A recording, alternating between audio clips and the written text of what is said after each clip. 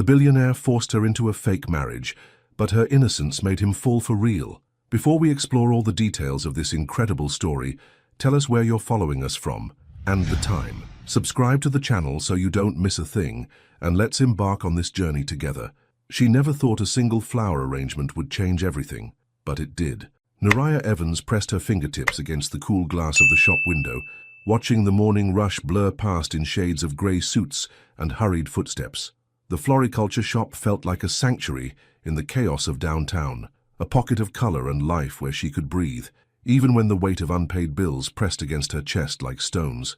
"Another late notice," whispered her co-worker, sliding an envelope across the counter. The electricity company's logo glared back at Nariah, and she folded it carefully, adding it to the growing pile in her purse. Her phone buzzed. A text from her younger brother's care facility.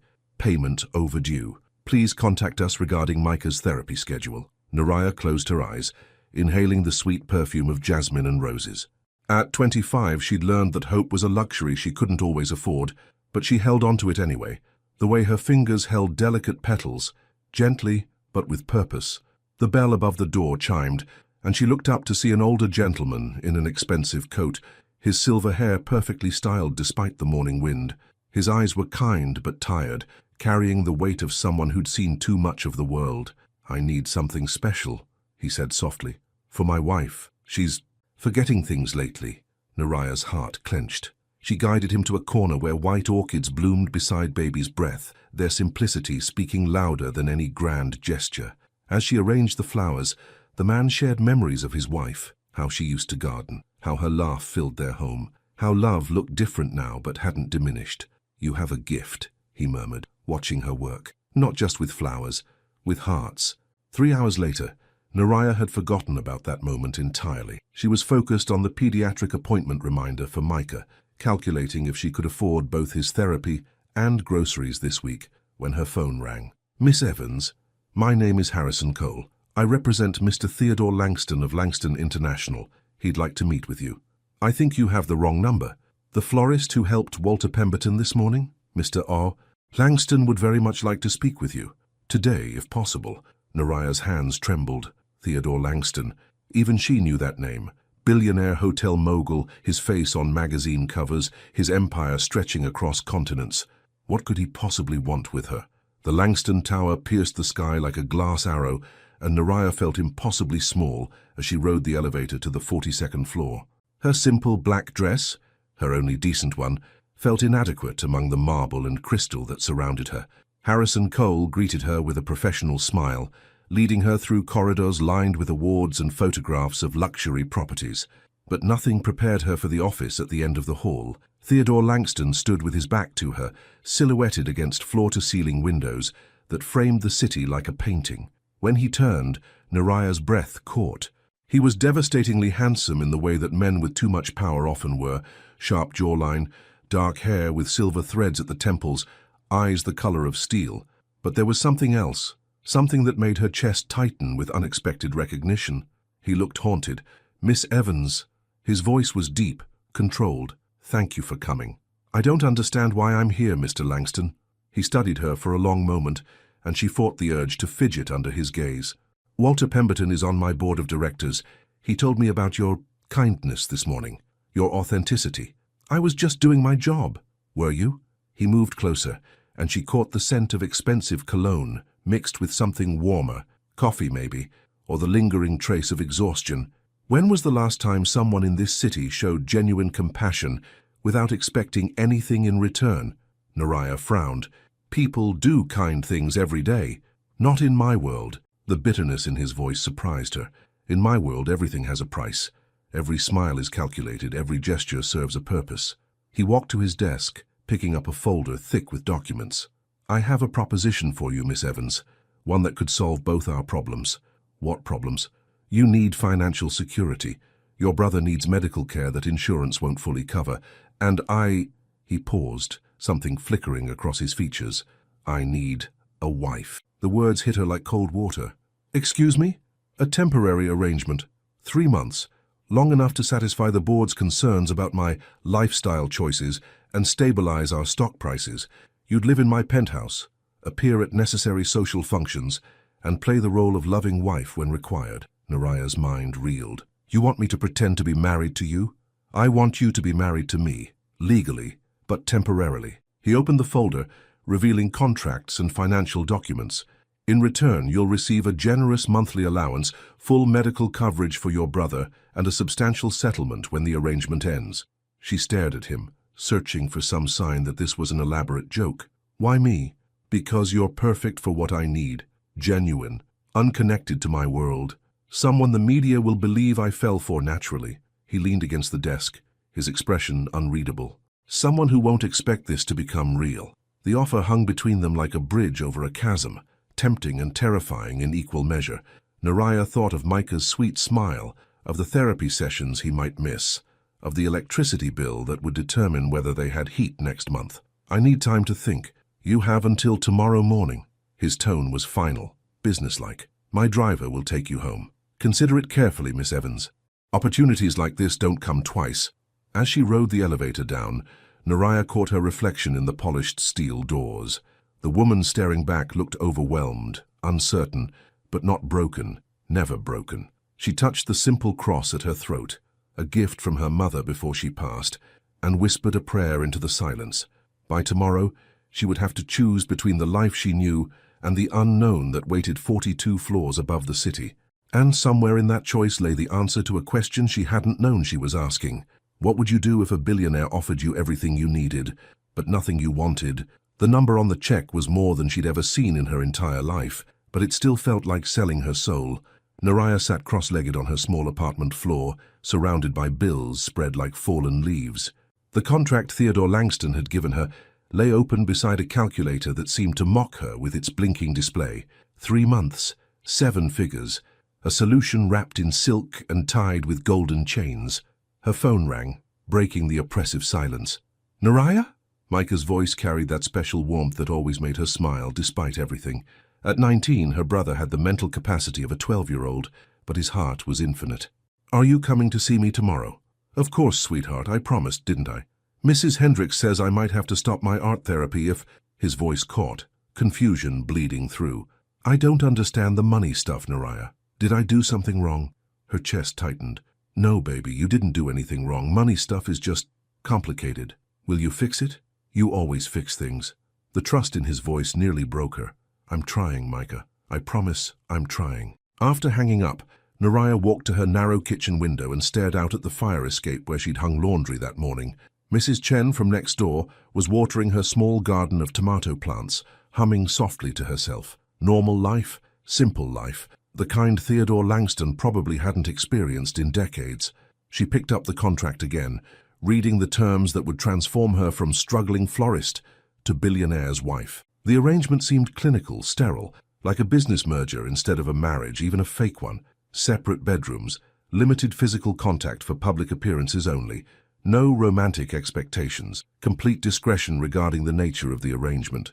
Yet something about Theodore had unsettled her, not his wealth or power, but the loneliness she'd glimpsed beneath his controlled exterior. The way he'd said, "In my world, everything has a price," as if he'd forgotten what it meant to give something freely. Her laptop chimed with an email from the care facility where Micah lived. The subject line made her stomach drop. Final notice, account suspension. She opened it with trembling fingers. Dear Miss Evans, due to outstanding balances totaling $12,247, we regret to inform you that therapeutic services for Micah Evans will be suspended effective next Friday unless payment arrangements are made immediately.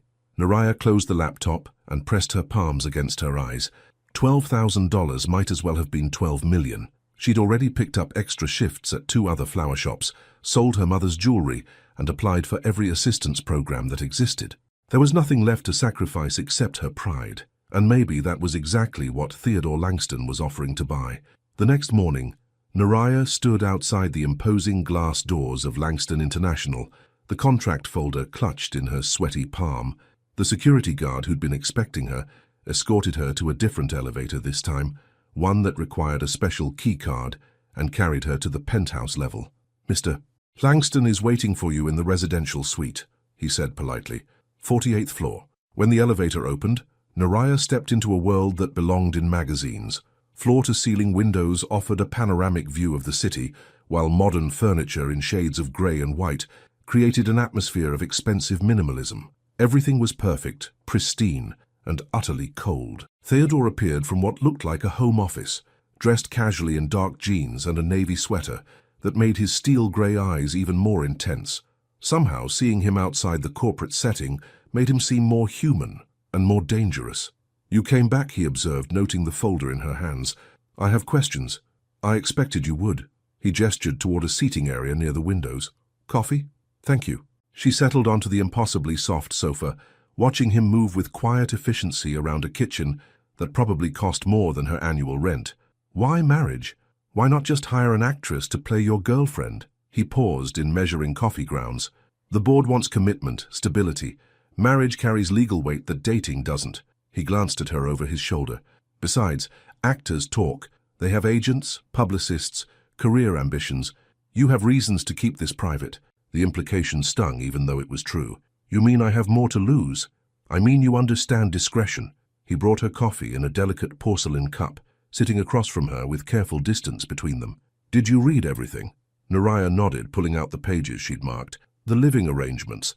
I'd have my own room, but we'd share common areas. Public appearances twice a week, sometimes more for special events. And this," she pointed to a clause that had kept her awake. "Complete availability for the duration of the contract. What does that mean exactly?" "It means for 3 months. Being my wife becomes your full-time job. You'll move in here, leave the flower shop, focus entirely on maintaining the illusion." His expression was unreadable. "Is that a problem?" "I've never not worked. I've been taking care of myself and Micah since I was 18. And now someone else will take care of you both." Temporarily, she set down her coffee cup, the delicate clink echoing in the vast space. "What happens after? When the 3 months end?" "You get the settlement we discussed, enough to secure Micah's care for years and establish whatever life you want." He leaned forward slightly. "No contact between us afterward. Clean break." The finality in his voice should have been reassuring, but it left her feeling strangely hollow. "And if I say no? Then you go back to your flower shop, I find another solution, and we pretend this conversation never happened." He studied her face. "But you won't say no. How can you be so sure?" "Because you love your brother more than you fear me." His voice gentled unexpectedly. "And because you're running out of time." The truth of it settled between them like a stone. Naraya looked out at the city sprawling below, thinking of Micah's art therapy sessions, of the way his face lit up when he painted, of all the dreams she'd put on hold to keep him safe and happy. She picked up the pen Theodore had placed beside the contract. 3 months, she said quietly. "No extensions, no changes to the terms." "Agreed. And I want to visit Micah twice a week, non-negotiable." "Of course." Her hand hovered over the signature line. "One more thing. I know this is all pretend, but while we're married, even fake married, I won't be disrespected. I won't be treated like an employee or decoration. I might be poor, Mr. Langston, but I have dignity." Something shifted in his expression, surprise, maybe, or recognition. "Understood, Mrs. Langston." The name sent an unexpected shiver through her. She signed quickly before she could change her mind, then watched him add his own bold signature below hers. "When do we start?" she asked. "Now." He stood, extending his hand to help her up. "Welcome to your new life, Naraya." His fingers were warm, steady, and for just a moment, she let herself imagine what it would feel like if this were real. If a man like Theodore Langston could actually fall for someone like her. Then she remembered the contract's most important clause, no romantic expectations, and wondered why that felt like the cruelest term of all. Moving into a penthouse should have felt like a fairy tale. Instead, it felt like stepping into a beautiful prison. Naraya stood in the doorway of what Theodore had designated as her room, holding a single suitcase that contained everything she owned worth keeping. The space was larger than her entire apartment, with a king-sized bed draped in silk, a walk-in closet that echoed when she stepped inside, and windows that offered a view of the city that took her breath away. It was perfect, cold, empty. "The stylist will be here at 3. Theodore's voice came from behind her, professional and distant. "She'll help you select appropriate clothing for tomorrow's event." Naraya turned to find him leaning against the doorframe, hands in his pockets, watching her with an unreadable expression. In his own space, wearing a simple white button-down with the sleeves rolled up, he looked less like a corporate titan and more like a man. A complicated, guarded man who'd just invited a stranger into his most private sanctuary. "What kind of event?" she asked, setting her suitcase on the pristine bedspread.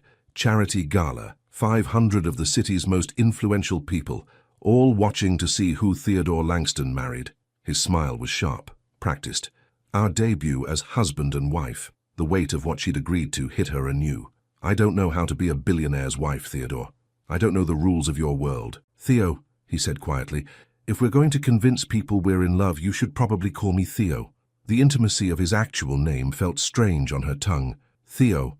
She tested it, noticed how his shoulders relaxed slightly at the sound. What if I mess up? What if people see right through this? He stepped into the room and she caught that same scent from yesterday. Expensive cologne mixed with something warmer, more human. You won't. You're naturally gracious, Naraya. Just be yourself. Myself doesn't wear designer gowns or know which fork to use for salad. Then I'll teach you. The offer surprised them both, and for a moment something flickered between them. Not attraction exactly, but recognition. Two people trying to navigate impossible circumstances. Would you like some lunch? I could show you around first. The penthouse tour revealed a man of contradictions.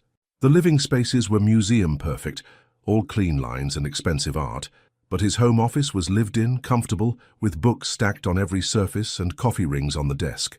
The kitchen was state-of-the-art, but clearly used. She could smell garlic and herbs lingering in the air. You cook? She asked, running her fingers along the marble countertop. Surprised, he opened the refrigerator, revealing fresh ingredients rather than take-out containers. I started when I was 12. My parents traveled constantly and the housekeeper was not nurturing. Something in his tone made her look at him more closely.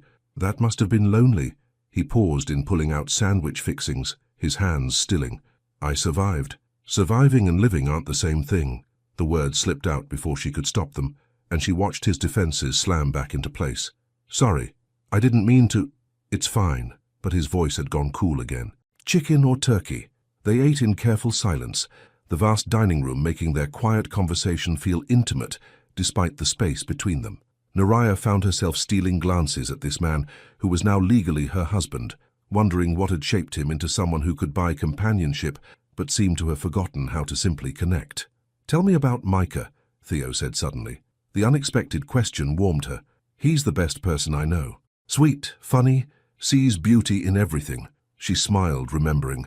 After our parents died, everyone said I should put him in a state facility, that I was too young, that it would ruin my life. Her voice grew fierce. But he's not a burden. He's my family. How old were you?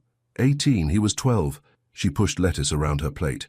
I worked 3 jobs the first year, slept in hospital waiting rooms, learned every government program that existed. Worth it, though. Watching him grow, seeing him discover his talents, she looked up to find Theo watching her intently. What? Nothing. Most people would have made different choices. No, most people would have made easier choices. She met his gaze directly. There's a difference. Something shifted in his expression, a crack in that carefully maintained control. Before he could respond, his phone buzzed with an incoming call. Harrison, he answered, his tone immediately businesslike. Yes, I know the Times is asking questions. No, we're not giving interviews yet. A pause. Fine, set up something casual for next week. Coffee shop, maybe. Make it look spontaneous. As he spoke, Naraya wandered to the floor-to-ceiling windows, watching people move like ants on the sidewalks below. Up here, insulated by wealth and height, it was easy to forget there was a real world of struggle and joy and messy, complicated love. They want to do a feature story, Theo said, ending the call. Human interest piece. The billionaire's surprising love story. What will we tell them? The truth, mostly. That we met through your work. That I was immediately taken with your authenticity. He joined her at the window.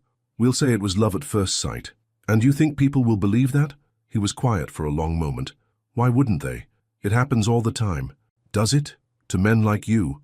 What's that supposed to mean? She turned to face him, studying the sharp angles of his face, the way he held himself like armor against the world. When was the last time you let yourself feel something real, Theo? Not calculated, not strategic, just real. The question hung between them like a challenge. His jaw tightened, and she thought he might not answer at all. I don't have that luxury, he said finally.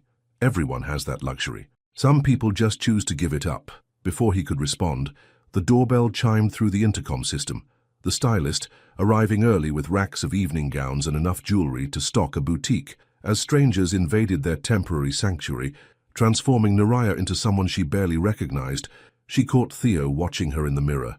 For just a moment, his careful mask slipped, and she saw something that made her breath catch. Hunger. Not for her body, but for something deeper. Something she wasn't sure either of them was ready to name. The contract had been clear.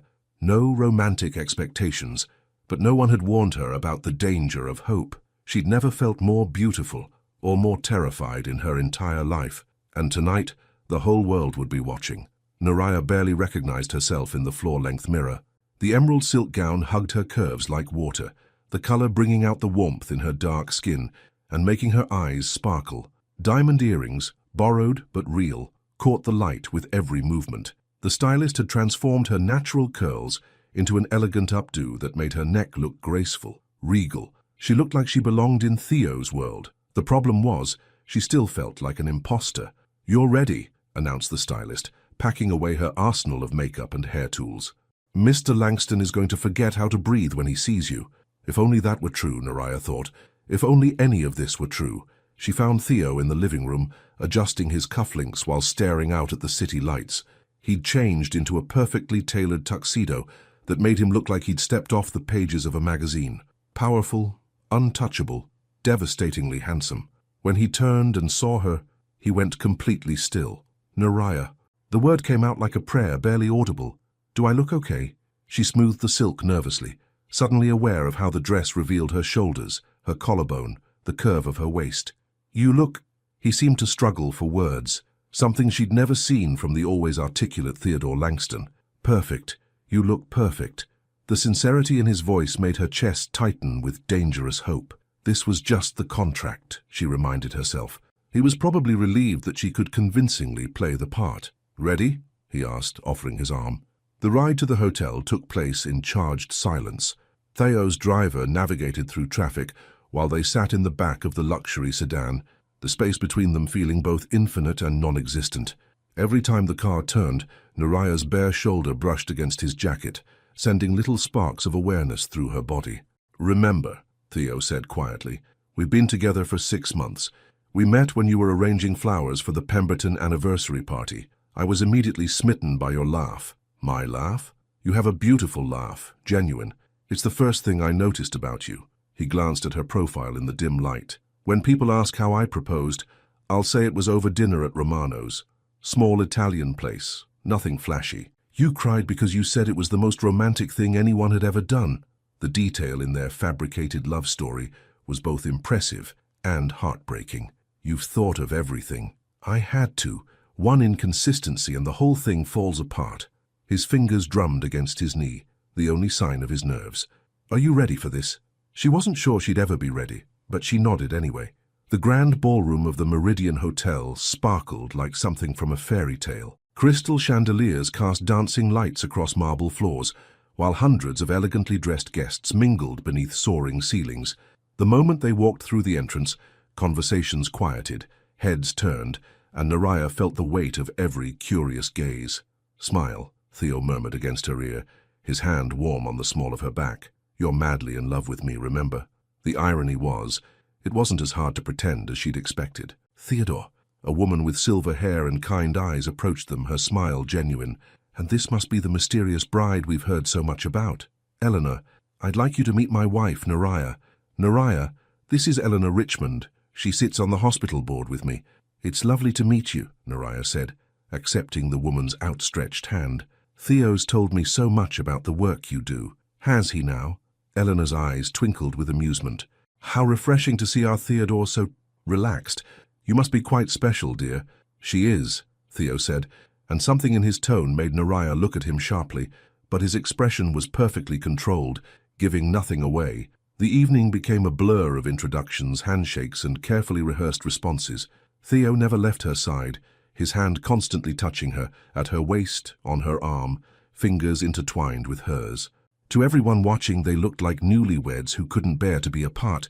The touching felt natural, too natural. "You're a natural at this," she whispered, during a lull in conversation. "At what?" "Pretending to be in love." Something flickered across his face, too quick for her to interpret. "So are you." During dinner, seated at the head table, Naraya found herself genuinely enjoying conversations with the other guests. She spoke passionately about literacy programs, shared stories about Micah's art, and listened with genuine interest to others' experiences. She forgot to be nervous, forgot to watch every word. She was just herself. "Your wife is delightful," she heard someone tell Theo. "Where on earth did you find her?" "She found me," he replied, his eyes meeting Naraya's across the table. "In a flower shop of all places. Changed my entire world in a single afternoon."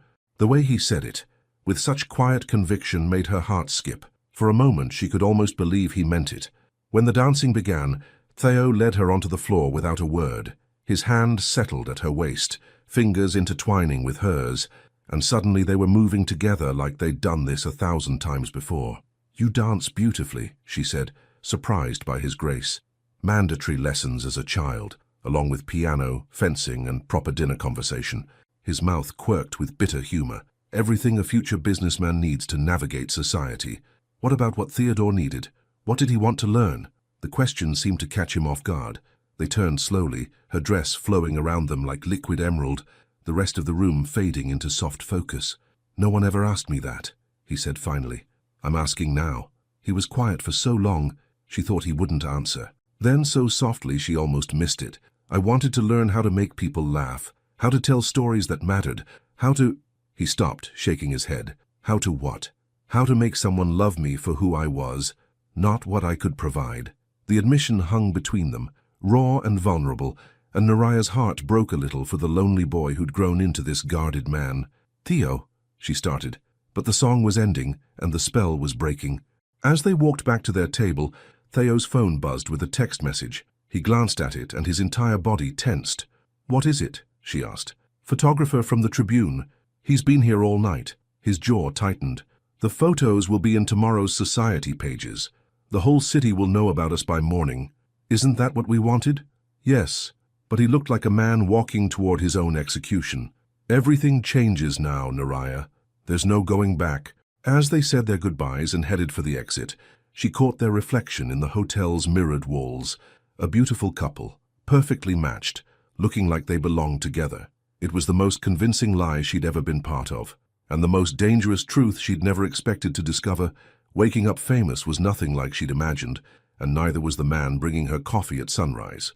Naraya stirred to the sound of gentle knocking on her bedroom door, sunlight streaming through the floor-to-ceiling windows she'd forgotten to cover. For a disorienting moment, she couldn't remember where she was.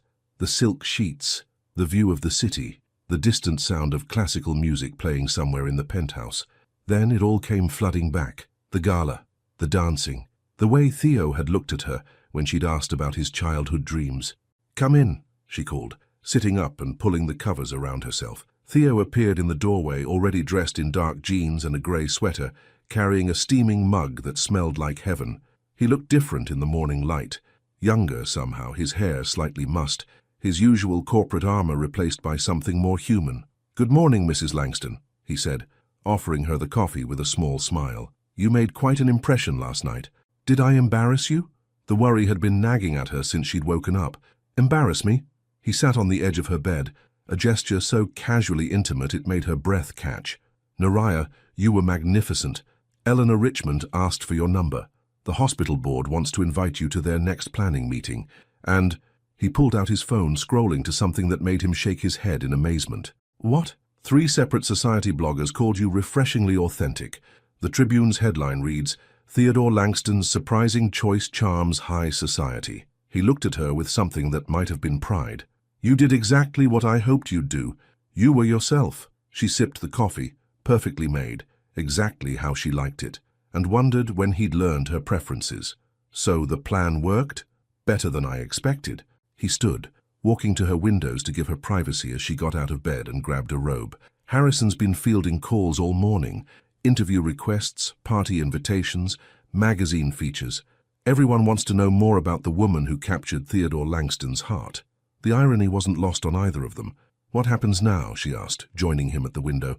"Now we live like a married couple, at least in public." He turned to face her, and she was struck again by how the morning light softened his sharp edges. "There's a farmer's market in Brooklyn that I thought you might like to see, if you want. We could grab breakfast, walk around, let people see us being normal." The suggestion surprised her. "You want to go to a farmer's market?" "I want you to be comfortable. And I thought, he paused, looking almost shy. I thought it might be nice to do something you'd enjoy. An hour later, they were walking through the bustling Saturday market, Theo looking oddly out of place but somehow perfectly content as Naraya examined heirloom tomatoes and chatted with vendors about seasonal herbs. She'd changed into simple jeans and a flowing top, her hair loose around her shoulders, and he couldn't seem to stop looking at her. "Try this," she said, offering him a sample of honey from a local beekeeper. "It's made with wildflowers." His fingers brushed hers as he took the small spoon, and the simple contact sent warmth shooting up her arm. "It's incredible," he said, his voice slightly rough. "Mrs. Patterson at the flower shop taught me about different honeys. She said they're like wines, each one tells the story of where it came from." She bought a small jar, handling the cash, while Theo watched her interact with the elderly vendor with genuine warmth. "You never asked for the money," he observed as they walked away.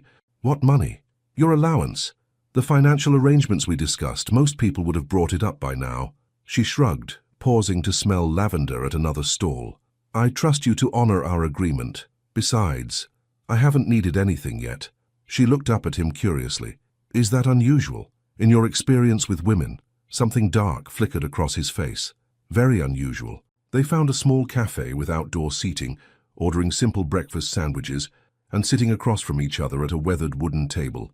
Around them, families with strollers and couples holding hands created a symphony of ordinary happiness that felt like a foreign language to Theo. "What was your family like?" Naraya asked, watching him people-watch with fascination. "Efficient." The word came out bitter. "My father built the company from nothing, and my mother made sure we looked perfect doing it. Family dinners were business meetings. Vacations were networking opportunities. Love was—" He paused, seeming to search for the right words. "Love was a luxury we couldn't afford." "That sounds lonely." "I didn't know any different." He met her eyes across the small table. "What about you? Before the responsibility, before taking care of Micah, what were you like?" She smiled, remembering. "Loud. I wanted to be a teacher, had this dream of running a literacy program for kids who struggled in school. I used to volunteer at the community center, reading to anyone who'd listen." Her expression grew wistful. "I was going to change the world, one story at a time." "You still could. After—" He didn't finish the sentence, but they both knew what he meant. "After the contract ended. After they went back to being strangers." "Maybe," but she didn't sound convinced. A comfortable silence settled between them, broken only by the sounds of the market and the clink of coffee cups. It felt, Naraya realized with a start, like a real date, like getting to know someone you were genuinely interested in, rather than learning lines for a performance. "Theo," she said suddenly, "last night when you were talking about wanting to learn how to make people love you for who you are, what did you mean?" He was quiet for so long, she thought he wouldn't answer. When he finally spoke, his voice was carefully controlled. "I've had relationships, women who wanted the lifestyle, the status, the access my money provided, but I could never shake the feeling that if I lost everything tomorrow, I'd be alone." He looked directly at her. "I've never been loved for just me." The admission hung between them like a bridge neither was sure they should cross. "I think you're wrong," she said softly. "About what?" "About being unlovable without all the money and power." She leaned forward, her voice earnest.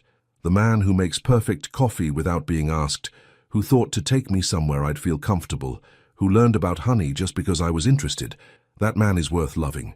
Something shifted in his expression, a crack in the carefully maintained walls around his heart. For a moment, she thought he might reach across the table, might touch her hand, might say something that would change everything between them. Instead, his phone rang. "Harrison," he answered, his professional mask sliding back into place. "What is it?" Naraya watched him talk, noting how quickly he transformed from the vulnerable man sharing breakfast with her to the controlled businessman handling crisis management. When he hung up, the moment was gone. "Problem?" she asked. "My ex-fiancée just called a press conference," he said grimly. "Apparently she has some things to say about our whirlwind romance." The fairy tale morning shattered around them like glass. "What kind of things?" "The kind that could destroy everything we've built." He stood, already mentally shifting into damage control mode. "We need to go home, now." As they walked back through the market, the easy intimacy of the morning replaced by tension and worry, Naraya couldn't help but wonder, what happened when the past refused to stay buried? And what secrets was Theo still keeping from her? Some storms give you warning. Others destroy everything in their path before you even see them coming. The elevator ride to the penthouse felt endless, tension radiating from Theo like heat from a flame. Naraya watched him pace the small space, his jaw clenched, his hands running through his hair in a gesture she was beginning to recognize as his tell when he was barely holding himself together. "Who is she?" she asked quietly. "Your ex-fiancée, Vivienne Blackthorne." The name came out like poison. "We were engaged for 2 years. The wedding was supposed to be last month." Naraya's stomach dropped. "Last month? Theo, what?" "I ended it." He looked at her directly, his eyes dark with something that might have been regret. 3 weeks before you signed that contract, I called off the wedding." The elevator dinged their arrival, but neither moved immediately. "Why?" she whispered. "Because I couldn't stand the thought of spending my life with someone who saw me as an acquisition rather than a person." His laugh was bitter. "Ironic, considering what I asked you to do." Before she could process the implications of that statement, they were walking into the penthouse to find Harrison Cole waiting with a laptop and several manila folders spread across the dining table. "How bad is it?" Theo asked without preamble. Harrison's expression was grim. "See for yourself." He turned the laptop toward them, and Naraya found herself looking at a news conference from earlier that morning. A stunning woman with platinum blonde hair and cold blue eyes stood behind a podium facing a crowd of reporters. "Vivienne Blackthorne, heiress to the Blackthorne shipping fortune," Harrison explained quietly, "also known for her strategic approach to relationships." On screen, Vivienne began to speak, her voice cultured, precise, and absolutely venomous. "I'm deeply saddened by the reports of Theodore's sudden marriage," she said, dabbing at eyes that showed no signs of actual tears. "While I wish him happiness, I feel compelled to share my concerns about this relationship." Theo's hand found Naraya's back, a protective gesture that felt automatic. "Theodore has been struggling with personal demons for months," Vivienne continued. "His decision to end our engagement came during what I can only describe as a mental health crisis. This impulsive marriage to a complete stranger, someone with no background, no family, no resources of her own, suggests he's still not thinking clearly." Naraya felt the blood drain from her face. Beside her, Theo had gone absolutely still. Furthermore, Vivienne's voice grew sharper. "I have reason to believe this marriage is a sham, designed to manipulate public opinion and salvage his business reputation. Theodore Langston is many things, but a romantic is not one of them." The press conference continued with increasingly pointed questions and barely veiled accusations, but Harrison closed the laptop. "The story's already been picked up by 6 major outlets," he said. "Social media is not kind." "Show me," Naraya said, surprising both men. "Naraya, you don't need to see." "Show me, Theo." Reluctantly, Harrison pulled up his phone. The comments were brutal. Gold digger, opportunist, rebound mistake. Photos from the gala had been dissected and analyzed, with so-called body language experts claiming to detect obvious signs of a transactional relationship. "It doesn't matter," Theo said firmly, though his voice was tight with anger. "We stick to the plan. This will blow over." "Will it?" Naraya set down the phone, looking between the two men. "Because she's not wrong, is she? About the marriage being fake." Harrison shifted uncomfortably. "I should let you two discuss this privately." After he left, the penthouse felt suffocating despite its vast space.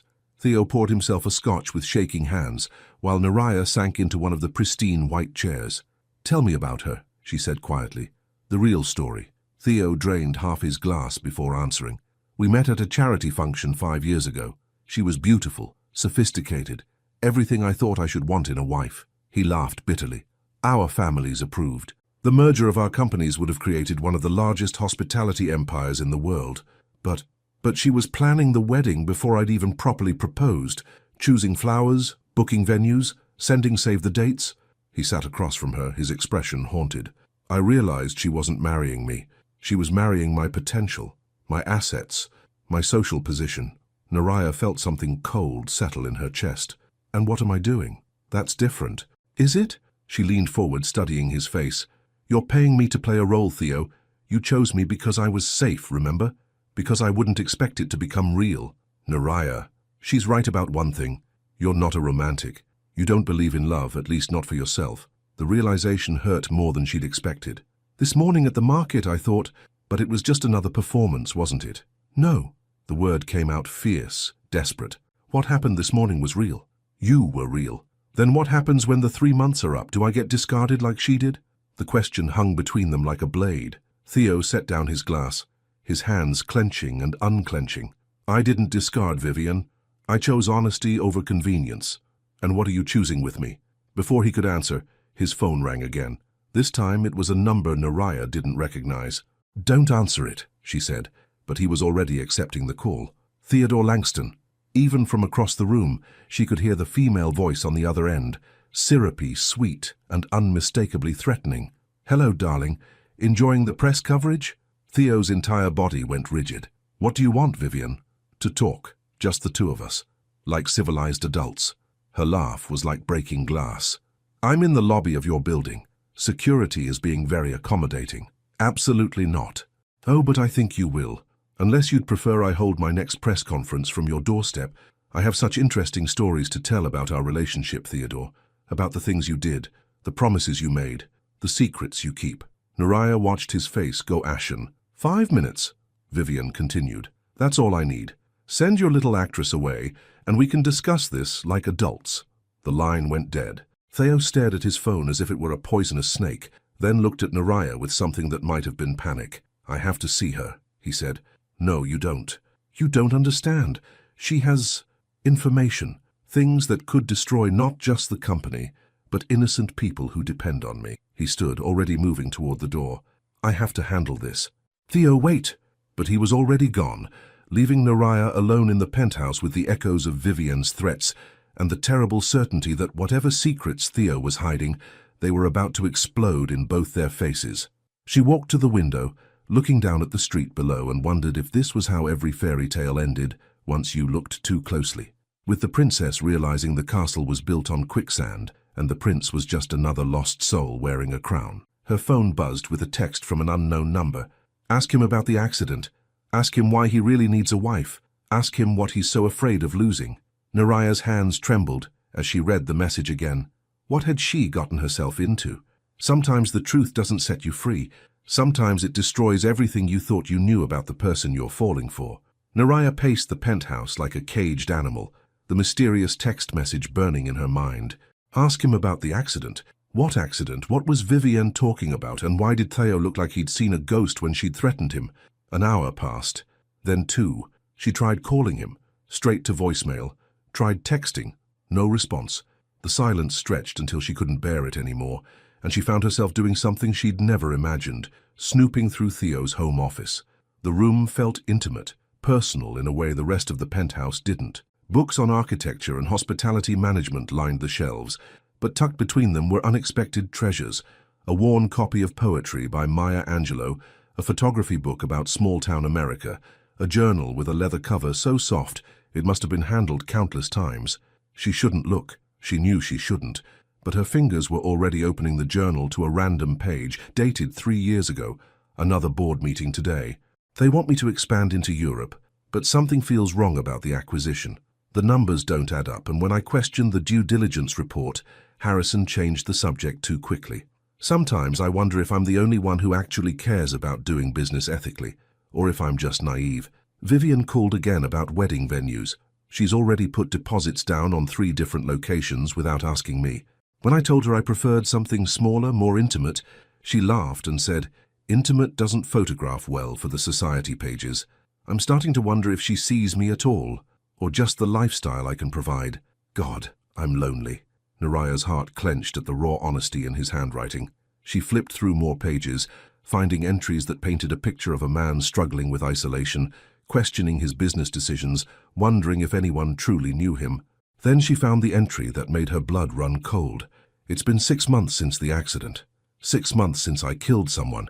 I keep telling myself it wasn't my fault. The police report cleared me. The other driver ran the red light. He was drunk, speeding, completely in the wrong.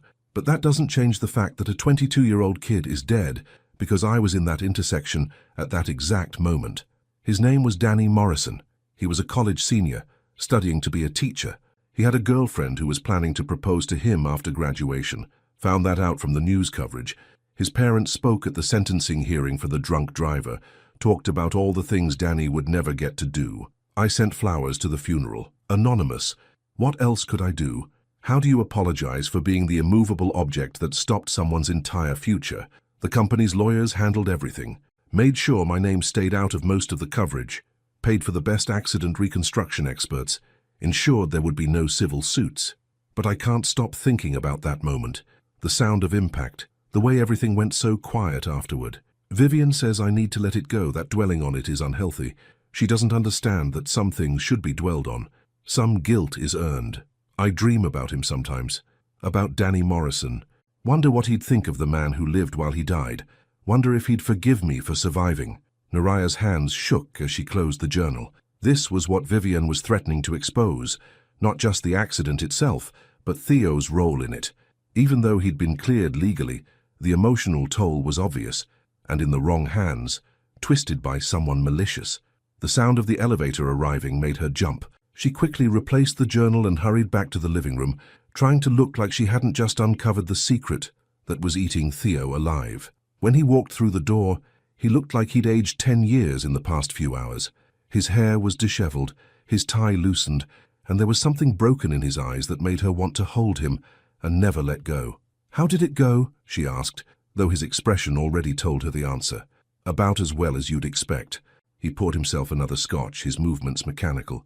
"She wants money, a lot of it, and a public statement that our marriage is a business arrangement." "What did you tell her?" "That she could go to hell." He drank half the glass in one swallow, which predictably did not improve the situation. Naraya watched him carefully, seeing new layers now, the guilt he carried, the weight of secrets, the way he held himself like someone expecting punishment. "Theo, there's something I need to ask you." Something in her tone made him look at her sharply. "What?" "After you left, I got a text from someone who seemed to know things about you, about an accident."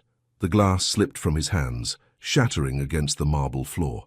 Amber liquid spread like blood across the pristine surface. "Shit!"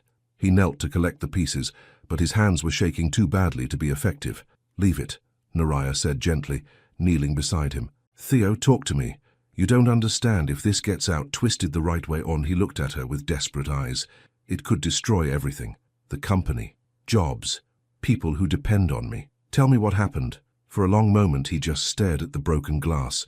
Then, in a voice barely above a whisper, he told her about that night 3 years ago, the intersection, the drunk driver who ran the red light, the impact that killed a young man with his whole life ahead of him. "The worst part," he said, finally meeting her eyes, "is that everyone tells me it wasn't my fault. The police, the lawyers, the accident reconstruction team, everyone except the voice in my head that won't stop asking what if. What if I'd left work 5 minutes later? What if I'd taken a different route? What if I'd somehow seen him coming and—" "Stop!" Naraya reached for his hands, stilling their trembling. "Theo, listen to me. Survivor's guilt is real, but it doesn't make you responsible for someone else's choices. Easy for you to say. You didn't kill someone. Neither did you. A drunk driver killed someone. You were just there." He pulled his hands away, standing abruptly. "Vivian knows exactly how to spin this. Billionaire uses marriage to distract from fatal car accident. Theodore Langston's dark secret." The headlines write themselves. "So we fight back. We tell the truth." "The truth?" He laughed bitterly. "The truth is that I'm exactly what she said I am. Someone who can't form real relationships, who solves problems with money, who's so damaged that I had to hire someone to pretend to love me." The words hit Naraya like a physical blow. "Is that really what you think this is? Still, what else could it be?" But there was uncertainty in his voice, hope and fear warring in his expression. She stood slowly, moving closer to him. "Maybe it started that way. But Theo, what I feel for you now, the way you make me laugh, the way you remember how I like my coffee, the way you took me to that market because you wanted me to be happy." She reached for his face, making him look at her. "That's not fake, at least not for me." For a moment she thought he might kiss her. His eyes dropped to her lips. His breathing changed, and the space between them felt charged with possibility. Then his phone rang. Harrison's name flashed on the screen, and Theo's expression hardened back into professional control. "What is it?" he answered. "Turn on Channel 7 News. Now." They rushed to the television, and Naraya's heart sank as she saw the breaking news banner. Exclusive. The real reason behind Theodore Langston's secret marriage. A reporter stood outside the building where Danny Morrison had lived, interviewing his former girlfriend, now a kindergarten teacher with kind eyes and a gentle voice. "Danny would have hated this," she was saying, "using his memory to hurt someone else. The accident was tragic, But Mr. Langston wasn't at fault. He sent flowers to Danny's funeral, anonymously. He started a scholarship fund in Danny's name. He's been quietly supporting Danny's parents ever since. The camera cut to Danny's father, a weathered man in work clothes. That Mr. Langston, he never forgot Danny. Calls us every year on the anniversary. Real quiet about it, never wanted any publicity. If he's found love with this girl, good for him. Danny would want people to be happy. Naraya looked at Theo in amazement. You've been supporting them, the scholarship fund. He couldn't meet her eyes. It was the least I could do. But you never told anyone. You let the guilt eat at you instead of, because it doesn't matter. The words exploded out of him. Don't you see? It doesn't matter what good I've tried to do. That boy is still dead and I'm still here, and nothing I do will ever change that. She saw it then. The real reason he'd chosen her. Not just because she was safe, but because he didn't believe he deserved real love. Because he'd convinced himself that someone who'd been present at another person's death didn't deserve happiness. Theo, she said softly, you're not responsible for someone else's choices, and you're not disqualified from love because you survived something terrible. This time when he looked at her, there were tears in his eyes. What if you're wrong, he whispered. What if I don't deserve this, any of this? Then I guess we'll find out together. And somewhere in that promise, Naraya realized the truth that terrified and thrilled her in equal measure. She wasn't pretending anymore. She was falling in love with Theodore Langston. Guilt, secrets, broken pieces and all. The moment when everything changes is rarely dramatic. Sometimes it's as quiet as a confession whispered in the dark. The penthouse felt different after the news broadcast, lighter somehow, as if the weight of hidden secrets had finally been lifted from its walls. Theo sat on the couch, head in his hands, while Naraya moved around the kitchen making tea, giving him space to process what had just happened. Danny Morrison's family had defended him, publicly. The very people who had every right to hate him had instead shown the world who he really was. Not the cold businessman Vivian painted, but someone who quietly carried guilt and tried to make amends in the shadows. The stock price is already recovering, Harrison's voice came through the speakerphone. Vivian's credibility took a major hit when Danny's girlfriend spoke. The narrative has completely flipped. Good, Theo said quietly. What about Vivian? Radio silence. Her publicist released a statement about respecting the grieving process and withdrawing from public discussion. Translation, she's retreating before this gets worse for her. After Harrison hung up, silence settled over them again. Naraya brought Theo a mug of chamomile tea, settling beside him on the couch with careful distance between them. How do you feel? She asked. He was quiet for a long time, staring into the golden liquid. Exhausted, relieved, terrified. He glanced at her. Confused. About what? About you. About this. He set down the mug, turning to face her fully. About what happens now. The question hung between them, like a bridge neither was sure they should cross. The contract was clear. 1 more month, then they'd part ways with generous compensation and no contact. But the woman sitting beside him wasn't the same person who'd signed those papers, and neither was he. Naraya, he started, then stopped, running a hand through his hair. I need to tell you something. Okay. When I first approached you, I thought I had everything figured out. Find someone genuine but temporary, someone who wouldn't get attached, someone who would take the money and walk away clean. His voice grew quieter. I thought I was protecting both of us from complications. She waited, sensing there was more. But somewhere between the farmer's market and tonight, between watching you charm Eleanor Richmond and seeing you comfort me through the worst crisis of my life, he met her eyes directly. I stopped pretending. Her breath caught. Theo, I know what the contract says, I know what we agreed to, but I need you to know that whatever this is between us, it's real for me now. Has been for days, maybe weeks. He reached for her hand, his fingers intertwining with hers. I'm in love with you, Naraya. Not the role you're playing, not the performance we put on for others, you. The words she'd been hoping and fearing to hear finally spoken aloud. Her heart hammered against her ribs as she processed the magnitude of what he was offering. Not just his feelings, but the vulnerability that came with them. The scared, guilt-ridden workaholic billionaire who doesn't know how to ask for what he wants, she said softly. That's who you think I fell for? Did you? The hope and terror in his voice made her chest ache. Fall for him, I mean. Instead of answering with words, she leaned forward and kissed him. It was soft at first, tentative, like a question being asked. Then his hands found her face, her fingers tangled in his hair, and the kiss deepened into something that tasted like honesty and felt like coming home. When they broke apart, both breathing hard, Naraya rested her forehead against his. "Yes," she whispered, "I fell for him. For you. Completely. Even knowing about Danny?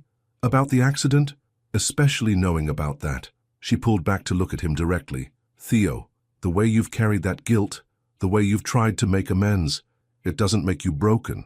It makes you human. It makes you someone worth loving." This time, when he kissed her, it was with the desperate relief of a man who'd been holding his breath for 3 years and could finally exhale. They made love slowly, carefully, like people discovering something precious they were afraid might break.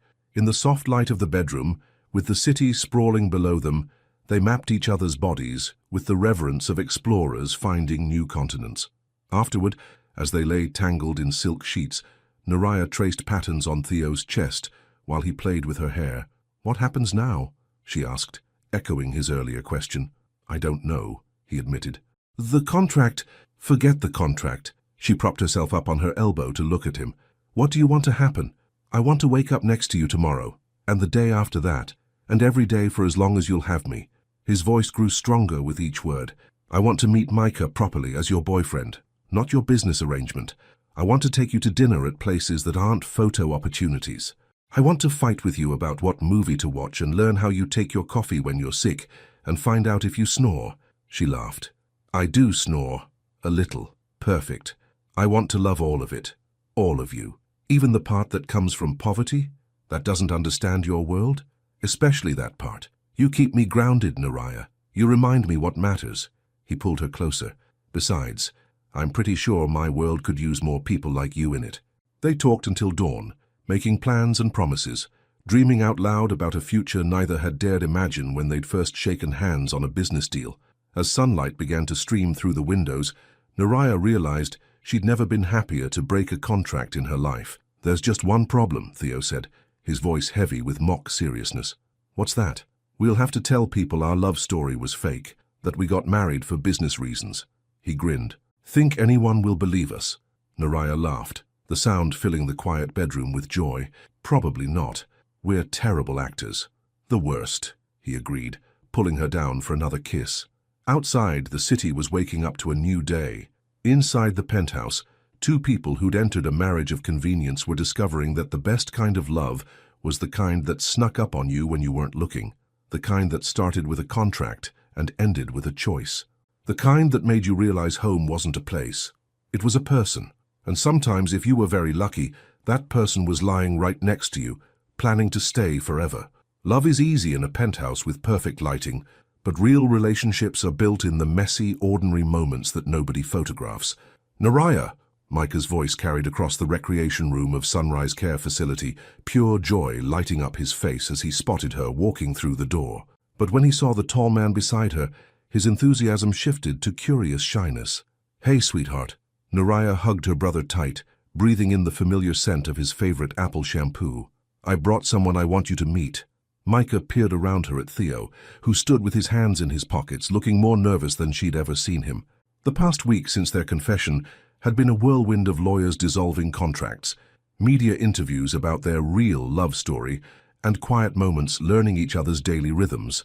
But this, introducing Theo to the most important person in her life, felt like the biggest step of all.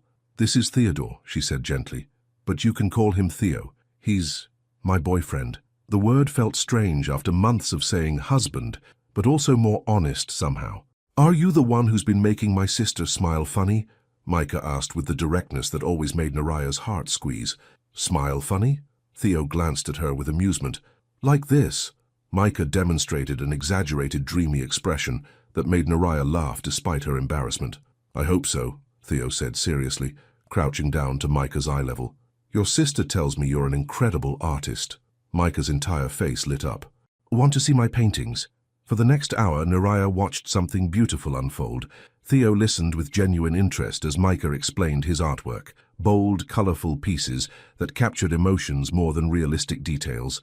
He asked thoughtful questions, praised specific techniques, and when Micah showed him a painting of a thunderstorm, Theo said quietly, "You really understand how powerful nature can be." "That's how I felt when Naraya was sad about money," Micah explained. All dark and scary inside, but then the storm goes away, see? He pointed to a corner of the canvas where yellow sun broke through grey clouds. There's always sun after.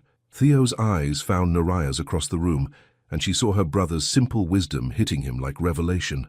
You're very wise, Micah, Theo said. Naraya says that too, but I think she's wiser. She takes care of everybody. During the drive back to the penthouse, Theo was quieter than usual. What are you thinking about? Naraya asked. How lucky you are, how lucky I am. He reached for her hand across the center console. He's amazing, Naraya. Pure heart, just like you said. He likes you, I can tell. How can you tell? Because he showed you his storm painting. He only shows that one to people he trusts. She squeezed his fingers. He's protective of me, you know, in his own way. That evening, they attempted to cook dinner together. A disaster involving burned salmon, smoke alarms, and Naraya laughing so hard she cried while Theo stared at the charred mess with genuine bewilderment. I don't understand, he said, poking at the blackened fish with a fork. I followed the recipe exactly. The recipe said medium heat, Theo, not volcanic eruption. They ended up ordering pizza and eating it on the living room floor, sharing stories about their worst cooking disasters. Naraya learned that Theo once set a kitchen towel on fire trying to make scrambled eggs at boarding school, and Theo discovered that she'd once attempted to make a birthday cake for Micah that collapsed so spectacularly they'd eaten it with spoons directly from the pan.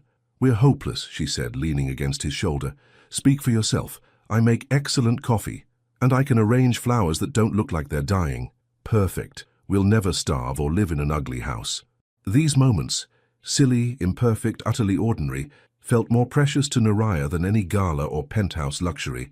This was what she'd never dared hope for, someone to laugh with during disasters, someone who listened to her stories, someone who saw her brother's paintings and understood their significance.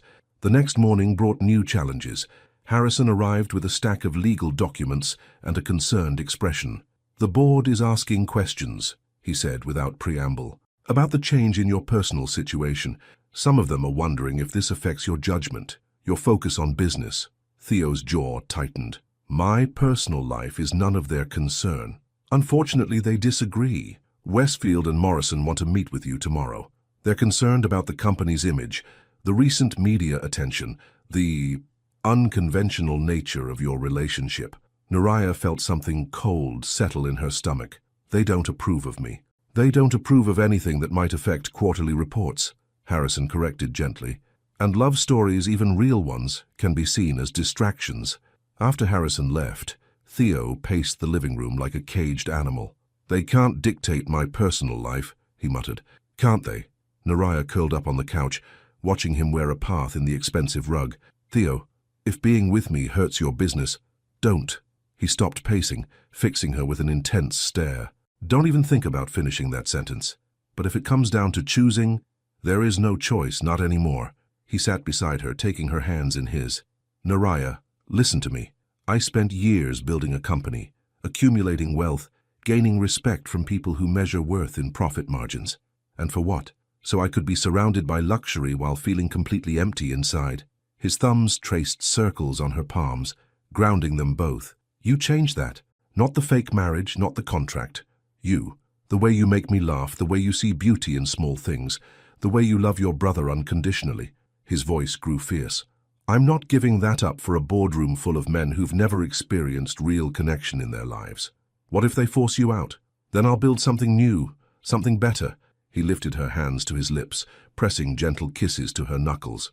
I've been thinking about it, actually. That literacy program you mentioned, the one you dreamed about before life got complicated? Her heart skipped. What about it? What if we started it together? Your passion for education, my business experience, and enough funding to actually make a difference. His eyes lit up with possibility. We could help kids like Danny Morrison, kids who need someone to believe in them. The idea was beautiful and terrifying and absolutely perfect. You'd do that? Leave everything you've built? I wouldn't be leaving everything, he said softly. I'd be taking the most important thing with me. Outside the penthouse windows, the city hummed with its usual energy. Millions of people chasing success, accumulating things, building walls around their hearts. Inside, two people who'd started with a business arrangement were discovering that the best deals were the ones you made with your soul. Tomorrow would bring boardroom battles and difficult decisions, but tonight They had pizza crumbs on the carpet, plans for a future neither had imagined, and the kind of love that made everything else feel like just details. The biggest decisions of your life rarely come with clear answers, but sometimes the heart knows exactly what it needs to do.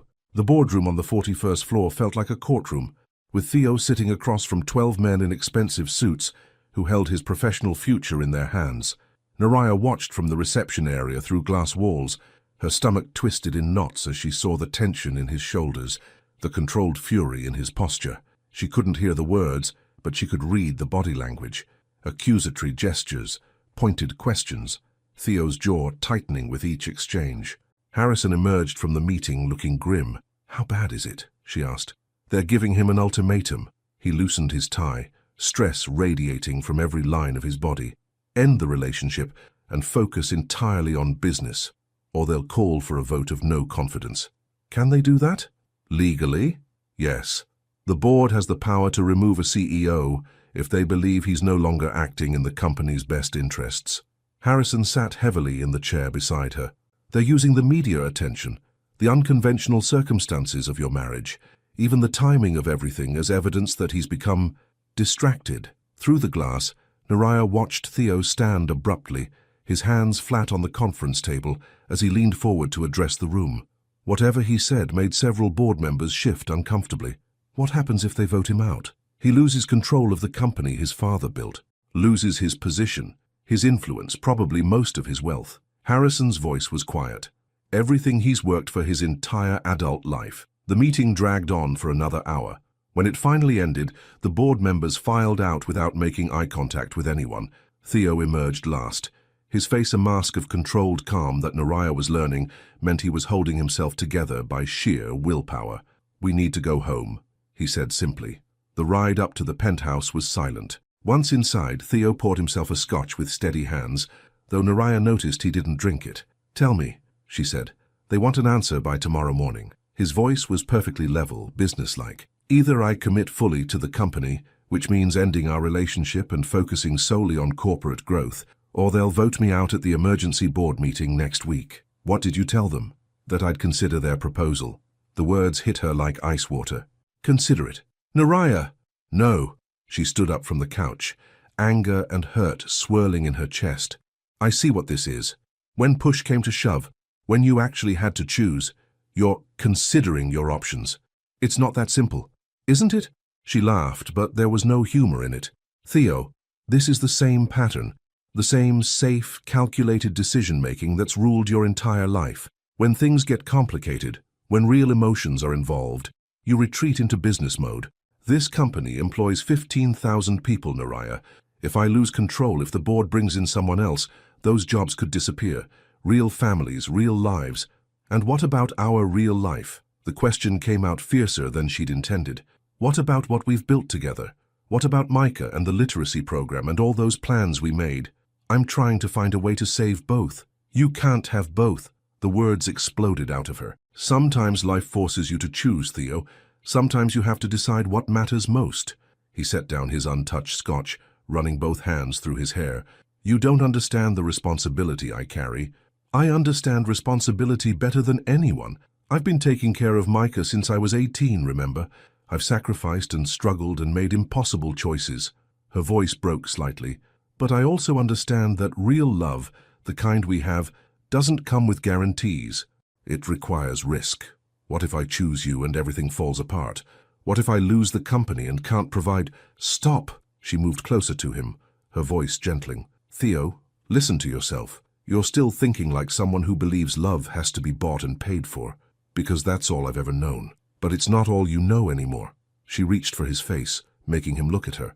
"You know what it feels like to be chosen for who you are, not what you can provide. You know what it's like to be loved even when you're broken, even when you're scared." Tears gathered in his eyes. "What if I'm not brave enough?" "You are. You were brave enough to end things with Vivian when you realized it was wrong. You were brave enough to carry guilt about Danny Morrison and still try to make amends.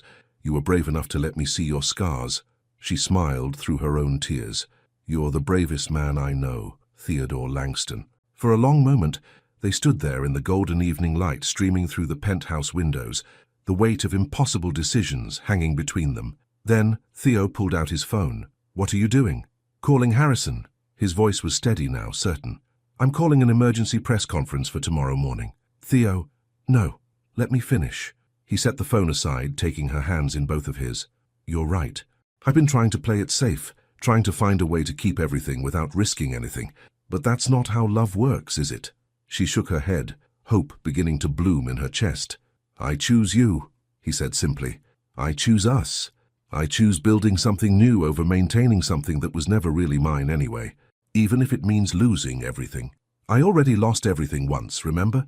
3 years ago in that intersection, I lost my sense of purpose, my peace, my ability to believe I deserved happiness. He lifted her hands to his lips. And then you walked into my life and gave it all back. That's not something you can put a price on. This time, when he kissed her, it tasted like freedom. The press conference the next morning was unlike anything the business world had ever seen. Instead of damage control or corporate speak, Theo stood before a room full of reporters and spoke from his heart. I'm stepping down as CEO of Langston International, effective immediately, he announced.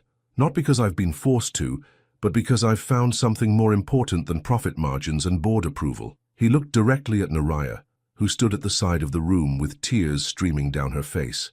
I've found love. Real, complicated, transformative love with a woman who sees me for who I am, not what I can provide. His voice grew stronger. We're starting a non-profit literacy foundation, funded by my personal assets. We're going to help kids who need someone to believe in them, honor the memory of young people like Danny Morrison, and prove that sometimes the best business decision is the one your heart makes. The questions came fast and furious, but Theo answered them all with quiet confidence. Yes, he was giving up his position by choice. Yes, he understood the financial implications. No, he had no regrets. As they walked out of the building hand in hand, reporters shouting questions behind them, Naraya felt something she'd never experienced before, the absolute certainty that she was with someone who would always choose love over fear. So, she said, as they climbed into the car, what do we do now? Theo smiled, the expression transforming his entire face. Now we go pick up Micah and tell him he's going to help us change the world. Think he'll be excited? Are you kidding? He's been waiting his whole life for an adventure. As they drove through the city toward their new future, Naraya realized that fairy tales weren't about finding perfect people or perfect circumstances. They were about finding someone willing to choose love, even when it was difficult, even when it required sacrifice, even when the ending wasn't guaranteed. They were about finding someone brave enough to build something real. 2 years later, sometimes the most beautiful endings are really just the beginning of something even more extraordinary. The morning sun filtered through the windows of the small community center in Brooklyn, casting golden rectangles across worn wooden floors where children's laughter echoed like music. Naraya stood at the front of the classroom, a book in her hands and 12 eager faces looking up at her with the kind of attention that made every sacrifice worth it. And then, the little girl realized, she read, her voice carrying to the back of the room, that home wasn't the castle or the treasure. It was wherever the people who loved her were waiting. A small hand shot up. Miss Naraya, is that why you married Mr. Theo? Because he makes you feel at home? She smiled, catching sight of the man in question through the classroom door. He was kneeling beside 8-year-old Marcus, patiently helping him sound out words in a picture book, his expensive suit replaced by jeans and a paint-stained sweater that had seen better days. Something like that, she answered. 2 years ago, if someone had told her she'd be running a literacy foundation with her former fake husband, living in a converted brownstone that was 1/10 the size of his penthouse, but somehow felt infinitely larger, she would have laughed. If they'd told her that Theo would spend his Saturdays teaching reading to kids who reminded him daily why he'd made the right choice, she would have thought them insane. But watching him now, his face lighting up as Marcus successfully read an entire paragraph, she couldn't imagine any other life. Mrs. Langston? She turned to find Danny Morrison's parents standing in the classroom doorway, their weekly visit to the foundation that bore their son's name. Over the past 2 years, Richard and Susan Morrison had become like family, helping with fundraisers, sharing Danny's story with new volunteers, and offering the kind of forgiveness that had allowed Theo to finally forgive himself. "How's our boy doing today?" Susan asked, nodding toward where Theo was now surrounded by 3 children, all competing for his attention as he helped them with their worksheets. "He's exactly where he belongs," Naraya replied, meaning every word. The Morrison Foundation had grown beyond anything they'd initially dreamed. What started as a small reading program had expanded to include art therapy, Micah's idea, tutoring services, and a scholarship fund that sent underprivileged kids to college. They'd opened 3 more locations across the city, each one filled with children who might otherwise have slipped through the cracks. More importantly, it had given Theo purpose that went beyond profit margins and board meetings. Every child who learned to read, every teenager who discovered their potential, every family they helped, it all contributed to healing that 3-year-old wound in his soul. "Miss Naraya!" Micah burst through the door, his arms full of art supplies and his face glowing with excitement. At 21, he'd grown into his role as the Foundation's art instructor, his infectious enthusiasm inspiring both children and adults alike. "Look what Sophia made." He held up a painting by one of their newest students, bold strokes of blue and yellow that captured something indefinable but beautiful. "She said it's what happiness looks like," Micah announced proudly. "Just like the pictures I painted when you got really married to Theo." Really married. 3 months ago, they'd exchanged vows again, this time in the community center garden, surrounded by the kids they served, the families they'd helped, and the friends who'd watched them build something beautiful from the ashes of corporate life. The ceremony had been nothing like the lavish affair they'd faked 2 years earlier. Naraya wore a simple white dress she'd bought off the rack, and Theo's tie was crooked because he'd been nervous.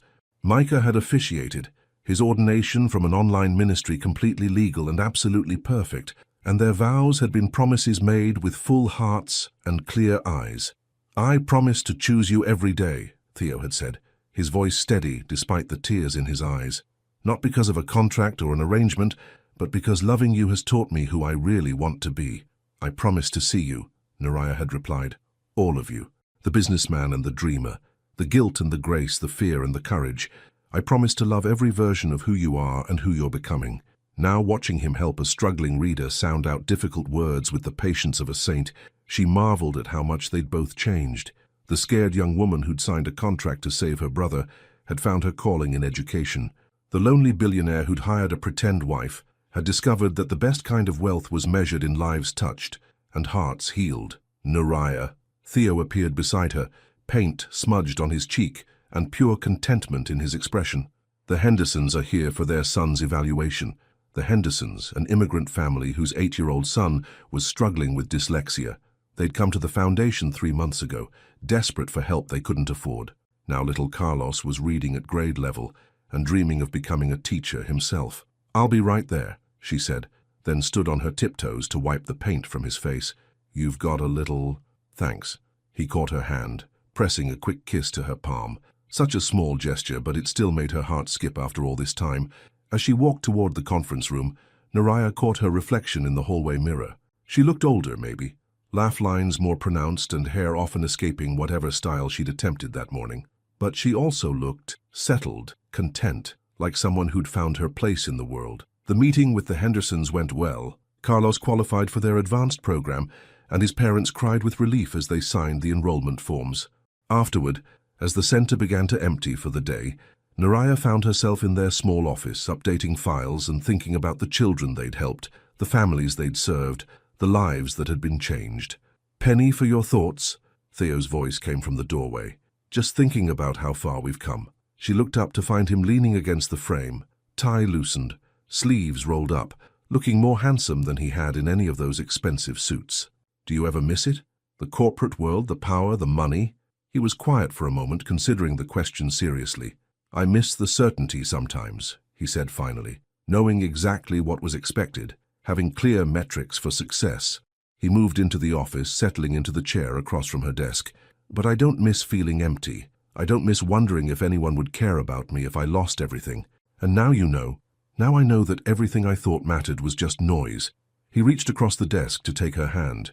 "You, Micah, these kids, this work, this is what matters. This is what lasts." Through the window, they could see the community garden, where local families grew vegetables and children learned about responsibility by caring for growing things. Beyond that, the city stretched toward the horizon, full of people chasing success and accumulating possessions and forgetting what it meant to be truly wealthy. "I have a surprise for you," Theo said, pulling an envelope from his jacket pocket. "What kind of surprise?" "The kind that might make you cry," he grinned. "Good tears, I hope."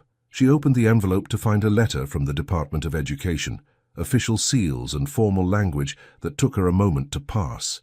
When she understood what she was reading, her hands began to shake. Theo, this is a federal grant for $2 million to expand the foundation nationwide.